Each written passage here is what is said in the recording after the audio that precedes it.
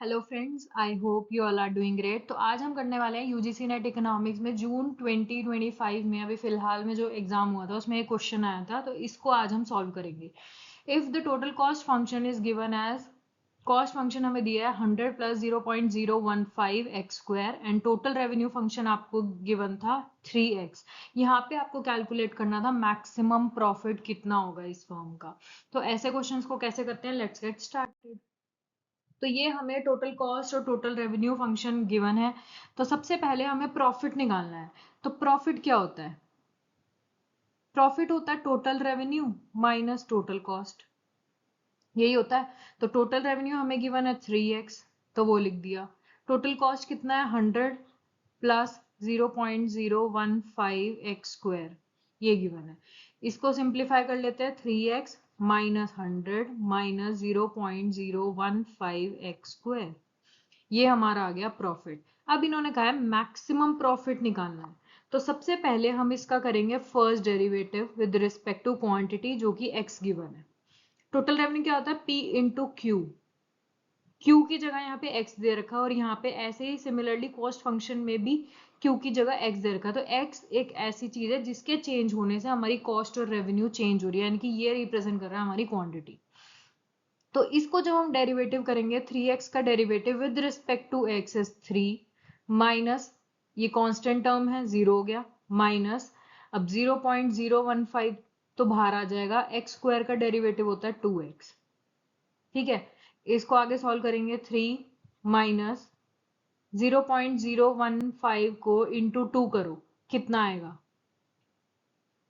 0.030x। अब first derivative को हम इक्वल टू 0 पुट कर देते हैं टू कैलकुलेट x की वैल्यू तो हमें तभी मिलेगी ना।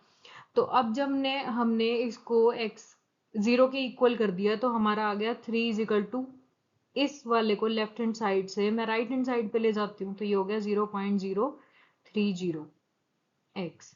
x कितना आया? 3 बाय 0.030। इसको हटा देते हैं, पॉइंट हटाया तो ऊपर 3 जीरो आ गई, एक से एक कट गया, 3 से ये 3 कट गया, तो x आ गया मेरा 100 यूनिट्स। 100 यूनिट्स मेरी आ गई क्वांटिटी। ठीक है, अब इन्होंने कहा मैक्सिमम प्रॉफिट। सबसे पहले हम ये चेक करते हैं कि ये जो प्रॉफिट हमारा निकल रहा है क्या वो मैक्सिमम है या मिनिमम है। उसके लिए हमें ना प्रॉफिट फंक्शन को दोबारा डेरिवेटिव, सेकंड डेरिवेटिव करना पड़ता है। तो delta square pi divided by delta x का स्क्वायर, यानी कि ये जो हमारा जो फंक्शन निकला था, इसको सेकंड डेरिवेटिव करेंगे अगर, तो 3 का डेरिवेटिव 0 और माइनस इसका derivative with respect to x करोगे तो क्या आएगा? 0.030, x हट जाएगा बस। तो ये एज अ रिजल्ट आया 0.03, जो कि लेस देन 1 है। जब भी सेकंड डेरिवेटिव लेस देन 1 हो तो हम कहते हैं कि प्रॉफिट जो है वो मैक्सिमाइज हो रहा है। ऑन दी अदर हैंड अगर ये पॉजिटिव आ जाता तो हम कहते हैं प्रॉफिट जो है वो मिनिमम है। तो यहाँ पे हमें एक चीज पता चल गई कि हाँ, 100 यूनिट्स पे हमारा प्रॉफिट मैक्सिमम होगा। अब प्रॉफिट निकाल लेते हैं। तो प्रॉफिट क्या था हमारा? T R minus T C, और हमने लिखा था टी आर है हमारा 3x माइनस, यहाँ पे था 100 प्लस 0.015 एक्स स्क्वायर। अब हमें ये पता चल गया कि x है हमारा क्या है? 100, जो कि हमने अभी लास्ट स्लाइड में निकाला था। तो x हमें पता है 100 है, और 100 यूनिट्स पे हमारा प्रॉफिट मैक्सिमम है।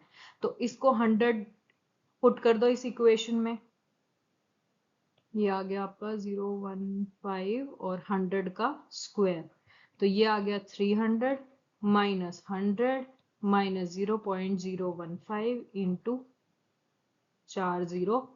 इसको हटाऊंगी मैं, 3 जीरो आ जाएंगे नीचे, 3 से 3 कट हो गए, यहाँ पे 300 माइनस 100 200 हो गया, माइनस 15 इंटू 10 150 हो गया।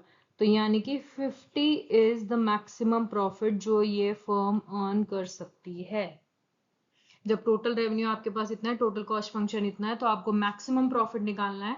तो क्वांटिटी, मैक्सिमाइज क्वांटिटी होगी 100 यूनिट्स, और जब 100 यूनिट्स हम प्रोड्यूस करेंगे तो फर्म का प्रॉफिट आएगा 50। तो 50 would be our correct answer. So thank you, आज की वीडियो में इतना ही। अगर कोई भी डाउट हो please use comment section and have a great day. Bye bye.